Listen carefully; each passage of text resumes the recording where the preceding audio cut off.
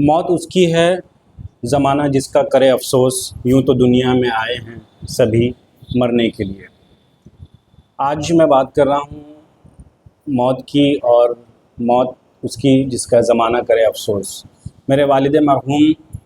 عتیق مظفر پوری نے آخری سانس لی پٹنہ میں پارس ہاسپٹل میں۔ ان کی موت 2015 میں 18 اگست یعنی کہ آج ہی کے دن ہوئی۔ کہنے کو 10 سال گزر گئے ہیں، لیکن ان کی یادیں اور ان کے بتائے اصول پہ ہم لوگ چل رہے ہیں، اور ان کے دل میں ہمیشہ قوم کے لیے درد تھا، اور وہ اس بات کی کوشش کرتے تھے کہ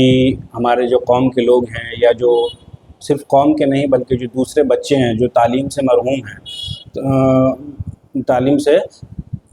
محروم ہیں، تو وہ تعلیم ضرور حاصل کریں، کیونکہ ایک انسان کو صرف انسان کے گھر میں، کسی آدمی کے گھر میں پیدا ہو جانے سے وہ انسان نہیں بنتا جب تک کہ وہ علم حاصل نہیں کر لیتا۔ اسی لیے کہاوت ہے کہ علم حاصل کرو چاہے اس کے لیے چین جانا پڑے۔ اس بات میں اس کی علم کی اہمیت پنہا ہے، اور آج کے دور میں جو ہم دیکھ رہے ہیں کہ کس طرح سے جو آج کی جنریشن ہے وہ بے راہ روی کا شکار ہے، اور اپنے بڑوں کا وہ احترام نہیں کرتے ہیں، ادب نہیں کرتے ہیں، اور ایجوکیشن بھی ایک بڑی وجہ ہے۔ جب آپ ایجوکیشن سے دور رہیں گے تو اپنے حقوق اور اپنے فرائض کو آپ انجام نہیں دے سکتے۔ اس لیے سب سے پہلی چیز ہے کہ ہم علم حاصل کریں، اور میں آپ کو بتانا چاہتا ہوں کہ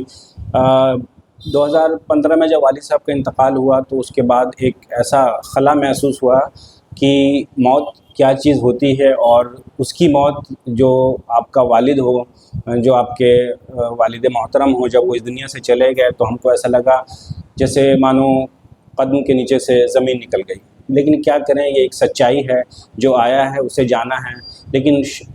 خیر کی بات یہ ہے کہ انہوں نے جو بھی ان کو عمر ملی، اس عمر میں جو ان کا مقصد تھا قوم کے لیے، اپنے بچوں کے لیے، سماج کے لیے، مسلک کے لیے، انہوں نے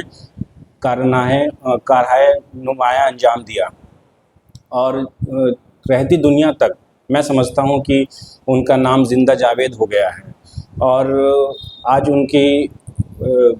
کو اس دنیا سے گئے ہوئے 10 سال ہو گئے۔ اس موقع پر ان کے غریب خانے پر ایک قرآن خوانی کا اہتمام کیا گیا ہے، اور آج 11:30 بجے اجتماعی دعا کا بھی اہتمام کیا گیا ہے۔ اس لیے اگر جو لوگ پاس ہیں اور جو فزیکلی وہاں پہ جا کر کے دعا میں شامل ہو سکتے ہیں، تو میں ان سب سے مؤدبانہ اپیل کرتا ہوں کہ ہمارے دولت خانے پر، غریب خانے پر آئیں اور اجتماعی دعا میں شامل ہوں، اور مرحوم کی مغفرت کی دعا کریں تاکہ انہیں جنت الفردوس میں اعلیٰ سے اعلیٰ مقام حاصل ہو۔ انہوں نے جو بھی کام کیا سماج کے لیے وہ آج بھی لوگوں کے سامنے آیا ہے، اور لوگ مثال دیتے ہیں۔ وہ بیک وقت ایک شاعر تھے، وہ بیک وقت ایک ادیب تھے، وہ بیک وقت وہ ایک اچھے فادر تھے، ایک بیک وقت ایک اچھے انسان تھے، اور ایک اچھے ہندوستانی تھے، اور جہاں بھی رہے انہوں نے بہار کا نام روشن کیا۔ اور اس بات کا ایک سب سے بڑا ثبوت یہ ہے کہ انہوں نے اپنے نام کے ساتھ عتیق مظفر پوری، عتیق ان کا نام تھا، مظفر پوری، مظفر پور ڈسٹرکٹ سے وہ بلانگ کرنے کی وجہ سے انہوں نے اپنے نام کے ساتھ مظفر پوری کا لقب جوڑ لیا۔ یہ بہت ہمت کی بات ہے۔ آج سے 30 سال پہلے، 40 سال پہلے جہاں ایک بہاری ہونا ایک عیب کی بات سمجھی جاتی تھی، وہاں انہوں نے فخر سے کہا کہ ہاں ہم بہار کے ہیں، اور انہوں نے مظفر پور کا نام روشن کیا۔ اور یہی وجہ ہے کہ جب ان کے انٹرویوز چینل پہ آتے ہیں تو بیرون ملک میں بھی لوگ ان کے مداح ملے، اور آج پورے ہندوستان میں کہوں پورے ہندوستان میں نہیں بلکہ پوری دنیا میں ان کے جانے کا غم، اور ان کے جو کام ہیں انہوں نے انجام دیے ہیں، ان کو